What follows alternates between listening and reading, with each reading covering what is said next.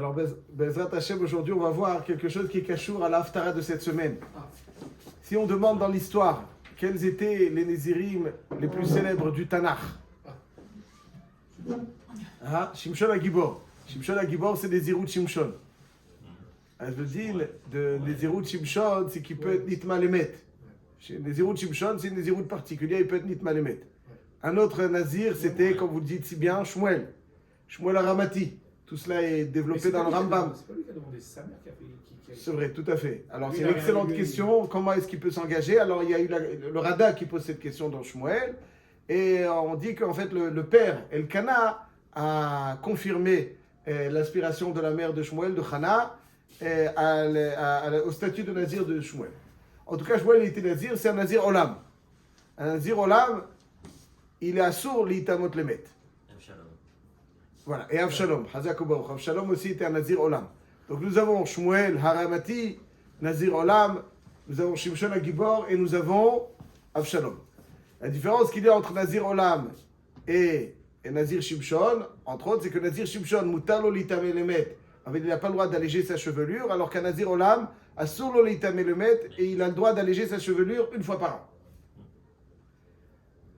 Et la question qui se pose est la suivante. Dans l'Haftara de ce Shabbat, on va voir que Shmuel a tué Agag avec une épée. Cherev arehu kechalal. Il y a une grande règle dans la Torah, la halacha, qui nous dit que un cherev, donc ça veut dire que lorsqu'on touche un glaive qui a tué un maître, donc le cherev, il est kechalal, comme le cadavre lui-même. Et donc quelqu'un qui toucherait ce cherev qui est venu en contact, aussi les nitma, comme si nitma bémet. Étant donné que Shmuel était un Nazir Olam, comment a-t-il pu tuer Agag avec cette épée? Alors s'il avait jeté une flèche, lancé, ça j'entends, ok, il y avait une flèche. Alors, il a utilisé l'épée comme c'est marqué, puisque Amalek qui est marqué dans le Zohar Kadosh, c'est l'épée. Bon, ceci étant, si... Moi, il est mort là, sur place. Ouais, il y a toujours un petit laps de temps. Il était gossesse, vous dites. Voilà. Il était gossesse. Bon, c'est une éventualité. Bon, mais c'est pas Et évident. un goy, c'est métamé aussi. Pardon? Un goy, c'est métamé aussi comme un... Bemaga, Vadaï. Be'oel, non, mais Bemaga, oui. Alors, étant donné que c'est un des Issourim d'un Nazir et d'un Nazir Olam, entre autres, c'est le Issour de se rendre impur avec un maître. Alors, comment Shmuel s'est-il permis de tuer Agag dans la mesure où ça la rendrait tamé? Or, un Nazir n'a pas le droit de se rendre impur. Voilà la question qui est Kashour à Daf Yomi et Haftarat HaShavua. C'est Cohen. Comment? Mais lorsqu'il le tue, il ne tue pas. Il y a quelques secondes. Donc il n'est pas nitma, vous êtes sûr? Il peut s'éloigner. D'accord. Donc c'est-à-dire il a rendu gossesse. On a un midrash qu'il a épaissé au fur et à mesure, il n'était pas mort d'un seul. Chazak ou Baruch, M. Cohen. Chazak ou Baruch. Il a coupé un Chazak ou Baruch. D'après ça, effectivement, on peut être Miachem, mais je ne sais pas s'il n'est pas jusqu'au bout. Alors, je vais vous dire, les massés, cette question a été posée par le Noda Biouda, par le Tiferet Israël encore. Alors, j'ai juste une petite idée. Le Noda Biouda pose cette question et il dit un chidouche. Il dit que assez dochel ota assez. C'est-à-dire que, c'est Shimon qui a donné cette réponse. Assez dochel ota assez. Donc il y a marqué, il y a une mitzvah de Timhaït Zecher Amalek. C'était le dernier Amaleki. Le dernier Amaleki. Après, il a laissé enceinte quelque chose. Donc finalement, qui a donné naissance à quelque chose. Mais il était le dernier Amaleki. Est-ce qu'il était le dernier Amaleki? Donc il y a un mitzvah ta'aseh de Tibhaït Zicher Amalek. Et comme il y a un mitzvah ta'aseh, aseh doché lo ta'aseh. Comme ça, il veut dire le Noda Biouda. La question, donc, je cite cette réponse, est la suivante. C'est qu'il y a une grande règle dans aseh doché lo ta'aseh, que quand Efshar les Kayem Shenehem, en assez d'ochelota assez. Donc si on peut appliquer la mitzvah assez sans enfreindre le lota assez, en assez d'ochelota assez, comme il y a marqué dans la Gemara dans Masichet Yevamot que vous maîtrisez parfaitement. Quand est-ce que assez d'ochelota assez, Davka, quand Efshar les Kayem Shenehem, on ne peut pas concilier le assez, le lota assez, mais si on peut concilier le assez, le lota assez, le assez n'est pas d'ochelota assez. Or là, si quelqu'un d'autre avait tué Agag, aussi le assez aurait été réalisé et le lota assez aurait été préservé. Donc dans ce cas-là où on peut préserver le assez et en même temps préserver le Lotase et en même temps accomplir le Assez, en Assez Doche Lotase. Alors comment est-ce que le Noda Biouda peut-il répondre que Assez Doche Lotase? Mais il y a un Keren Ora dans ma Sechet Yivamot qui est choqué la Hakira suivante. Imaginons qu'il y a un des frères Kohanim qui est Kohen Gadol. Et il y a une almana, donc l'almana, la femme du défunt, elle est almana. Mideoraita, on dit assez dochelota assez, n'est-ce pas? Mideoraita, on dit assez dochelota assez. Mideoraita, on dit. C'est le frère du Kohen Gadol qui est mort? Ouais. Donc, Mideoraita, on dit assez dochelota assez. Donc, si on dit assez dochelota assez, Mideoraita, אז il pourrait faire yiboum Mideoraita avec elle. Mais on a peur pour la deuxième bia. Pardon? On a peur pour la deuxième bia. D'accord. Il y a une Gzera de Rabbanan, Chazak. Gzera bia Rishona, ou bia Shnia. Parfait. Mais Mideoraita, si on focalise sur le Deoraita, assez dochelota assez. Ma'adin s'il y a des frères. Ah oui. Alors, est-ce qu'on va considérer ça Efshar les Kaim Shneem? Les autres ne sont pas Kohen Gadol. Donc chez eux, il n'y a pas de lota assez. Une almana, elle a sur les Kohen Gadol. Donc chez eux, il n'y a pas le lota assez. Est-ce que Mideoraita, on va dire assez dochelota assez, l'Afkamina qui n'est pas loqué au moins, sur le frère Kohen Gadol, ou bien on va dire non, en assez dochelota assez, puisqu'Efshar les Kaim Shneem, puisqu'on peut accomplir le assez peut être accompli par les frères, et lui, donc il a le lota assez, en assez dochelota assez. On peut dire que Efshar les Kaim Shneem, mais d'un autre côté, on peut dire qu'étant donné que si le assez est fait par un autre frère, lui ne l'aura pas accompli. Certes, le assez sera fait, mais lui ne l'aura pas accompli. Pourquoi lui? Parce que c'est le Bechor, lui? Oui, lui finalement, il ne fait pas hibou. Il fait pas hibou. Donc, mais il a pas l'obligation de faire le AC, lui, le Kohen Gadol. certes, mais lui, il a envie de faire le assez. Il a envie de faire le assez. Est-ce qu'on va dire que Mideoraita assez dochelota assez, même si on peut le faire par les frères, soit on peut le faire par les frères, mais si on le fait par les frères, lui ne l'aura pas fait ce assez. Alors tu ne peux pas dire Efshar les Kaim Shneem. Efshar les Kaim Shneem, c'est quand moi, concerné, je peux faire et le AC et le lota AC. Mais quand moi, concerné, tu me dis que quelqu'un d'autre peut faire le AC, ouais, soit, mais moi, j'ai envie de faire le AC. Et donc, tu ne peux pas me dire Efshar les Kaim Shneem. Alors ça veut dire que la Chakira du Keren Ora est la suivante. Quand on dit que en AC dochelota AC, Efshar les Kaim Shneem, est-ce que quand Efshar les Kaim Shneem, c'est-à-dire on peut accomplir le AC et le lota AC par quelqu'un d'autre, on peut accomplir le AC aussi, c'est Efshar les Kaim Shneem. Ou bien, si moi-même je ne peux pas accomplir le AC sans enfreindre le lota AC, ça ne s'appelle pas Efshar les Kaim Shneem. C'est le Safek du Keren Ora. Et en réalité, le tirou du Noda Biouda, que AC dochelota AC, il dépend de ces deux réponses a priori. Parce que de ces deux tzdadim du Keren Ora. Si on dit que quand le AC peut être fait par quelqu'un d'autre, en AC dochelota AC, alors tu ne peux pas dire ici que Shmuel, Non, mais là, il a été... Israël incombe à tout le monde, y compris le Kohen Gadol. Après qu'il a l'autre AC, c'est un autre, mais elle se présente à lui, donc est-ce qu'il a le droit de... Mais il a des frères qui peuvent faire le AC autant que lui.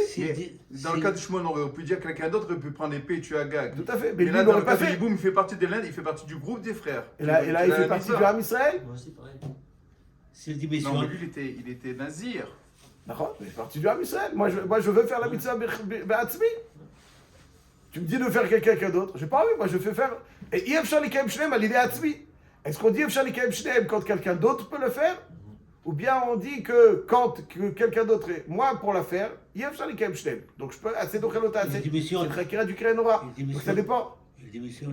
Démissionne de quoi? Le Kohen Gadol. Toi, tu démissionnes Kohen Gadol, toi? Mais on ne démissionne pas du Kohen Gadol. Voilà. Vous avez un grand clan de Ma'alin Bar Kodesh, de On En descend Mouride, pas. d'abord. On ne descend jamais. Voilà. On ne descend jamais. Dans la Torah, c'est comme ça. Ça peut pas être Sgan. que Kohen Gadol. Chez les ministres, c'est pas comme ça. Après, ils doivent être suivis psychologiquement, mais dans la Torah, elle veille, c'est Ma'alin Bar Kodesh. Ceci étant, Il y a du boulot chez les ministres. hein, Il y a du boulot chez il y a du boulot, il y a du boulot, il y a du boulot. Ceci étant, c'est un sujet. En tout cas, ceci étant, donc la tiroute du Noda Biouda, peut-être, le tiroute du Noda Biouda dépend de ces deux tzadim du Keren Ora. Mais il y a que même d'après le tzad où Efshar les Kaim Shneem, il y a qu'il y a quelque chose encore à dire. Que même si on dit comme le tzad du Kerenora, que lorsqu'on peut accomplir la mitzvah par quelqu'un d'autre, ça s'appelle Efshar Likayem Shnehem, il y a Choliot que on peut quand même, néanmoins, répondre à la tirouz de la Biouda. Pourquoi? Il y a un Yereim qui dit que la mitzvah de Mechiyat Amalek, elle incombe essentiellement au roi. C'est le roi qui a la mitzvah de Mechiyat Amalek. Shaoul ayant été destitué, celui qui a repris le flambeau de la royauté, c'est Shmuel. C'est pour ça que lorsqu'ils sont... etc. Donc Shmuel, il était roi. Donc celui-là était roi à une période transitoire. Et entre Shaoul et David, Shmuel était roi, était le Nassi, était... c'est pour ça qu'à l'époque, quand ils sont venus chez Shmuel lui dire on veut un roi, alors Tramas ou Kilo Tramas ou Kimoti dit Akadosh Baruch Hu à Shmuel. C'est une phrase très. Il pouvait être Navi et roi en même temps. Ouais, Navi. Moshe Rabbeinu, il était Navi et roi en même temps. Moshe Rabbeinu pouvait être même Kohen Gadol. Alors, il a un tzad de Kohen. Il était pendant les Yemei Amilouim, il était Bagri. Il avait donc aussi un statut de Meler. Moshe Rabbeinu, donc Shmuel aussi, il a été Navi, et il était aussi, il était zéro. David Ameler, il n'était pas Navi. David Ameler. Mais normalement, c'est le Navi qui oint le.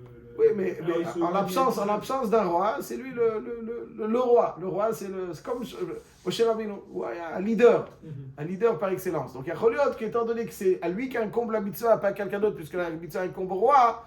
Il y a Choliot que même si on dit comme le Kerenora que quand on peut faire par quelqu'un d'autre, là c'est pas considéré comme faire par quelqu'un d'autre, dans la mesure où c'est lui le roi.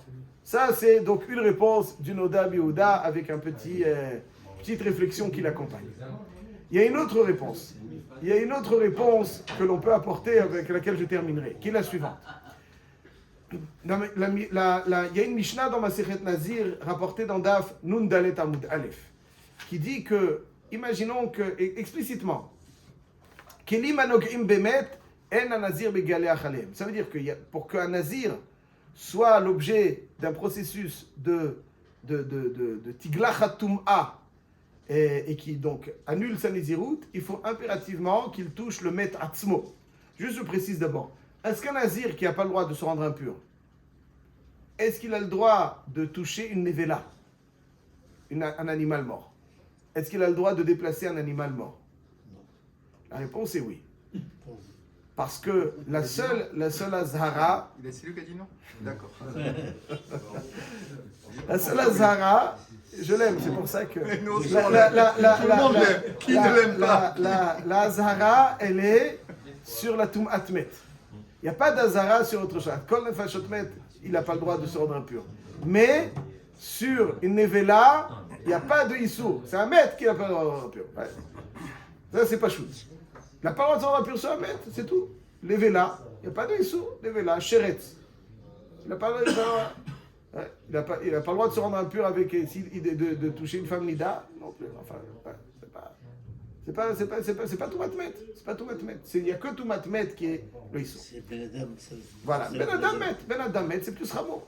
C'est plus Ramo. Agave, Bon, je ne vais pas rentrer dans ça maintenant. Ok, pourquoi il est tout matmet? C'est comme ça. Tout matmet seulement. Tout le reste, tous les autres tumot, il n'y a pas de issur. Même dans tout matmet, Tiglach Tum'a, c'est uniquement quand il rentre en contact avec le Met Atzmo. S'il rentre en contact avec un Kli Anogea Bemet, la Mishnah nous dit, Dadaf Nun Dalet Amud Aleph, qu'il n'est pas l'objet d'une tiglachat. Donc ça veut dire bien qu'on dit Herev Areuke Halal, et celui qui touche le Herev avec lequel on a tué un maître, il est Nitma. Aval, c'est pas Atzmo Shel Met. Le Issour du Nazir, le tiglachat du Nazir, c'est Davka Be Atzmo Shel Met. Mais si ça n'est pas Atzmo Shel Met, il n'y a pas de din tiglachat. Ça veut dire que ce n'est pas simplement une nevela. Même ce qui n'est pas nevela, mais qui n'est pas atzmo shel met, il n'y a pas le din de... C'est le issour du nazir, le tiglachat nezirut, elle est quand il rentre en contact avec le met atzmo. Comme c'est marqué dans la Mishnah, kazaït min amet, al kazaït min amet, etc., etc.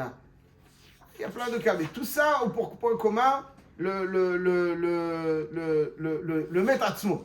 Mais si c'est un dérivé du maître, c'est-à-dire une touma qui a puisé sa touma d'un mètre, alors il n'est pas l'objet d'une tiglachat. Alors maintenant il faut préciser aussi, ça c'est pas chose, c'est marqué dans la Mishnah, qu'il y a des Rishonim Bifrat qui disent qu'il n'y a pas de Tum'at Shiv'a dans Cherev Eruki Halal. Ouais, c'est ce qu'on appelle Cherev Eruki Halal. Cherev Eruki Halal, ça veut dire l'épée avec laquelle on a tué le Met, il est comme le Met, Atzmo. Alors, mais il n'est pas Atzmo chez le Met. Ça c'est ce qui a marqué dans la Mishnah. Il y en a même qui disent que, c'est-à-dire un Met Atzmo aussi, il a la conséquence d'une Tum'a Chamura qui nécessite un processus avec le FR Paradouma et Azad, Zain, Vegimel. C'est Cherev Eruki Halal, il y en a qui disent que il est Tumat Erev. Tumat Erev, c'est Metamelon, mais Tumat Erev. Donc on voit qu'il y a des différences. Le Rash, Rabbeinu Shimshon Mishans, dans Chala, Perigdalet Mishnachet, il dit que, étant donné que c'est pas Atzmo Shel Met, alors il n'y a pas de lave. Donc il n'y a pas de tiglachat, comme c'est marqué dans la Mishnah. Il n'y a pas non plus de lave pour le nazir. Il n'y a pas non plus de lave. C'est-à-dire le lave, il est davka bemet atzmo. Et donc là-dessus, il y a lieu de penser, quand il l'a tué, comme il ne touche pas le met atzmo, il touche le cherev, qui est en contact, aziyesh la doun baiser, est-ce que c'est fait partie du lave? Voilà donc l'autre réponse que l'on pouvait apporter. Hazak.